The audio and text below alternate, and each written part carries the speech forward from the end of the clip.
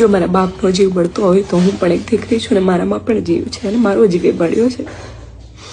આજે તમે આખા સમાજે થઈને મને ચર્ચાનો વિષય કરી નાખ્યો છે.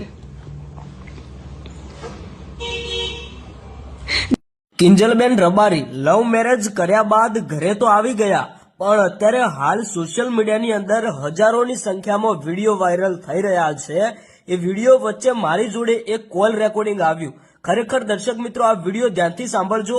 આ વિડીયોની સચ્ચાઈ હું તમને બતાવવાનો છું, કારણ કે ભાઈ તમે બધા જાણો છો કે કિંજલબેન રબારી પોતાના ઘરે પહોંચી ગયા છે.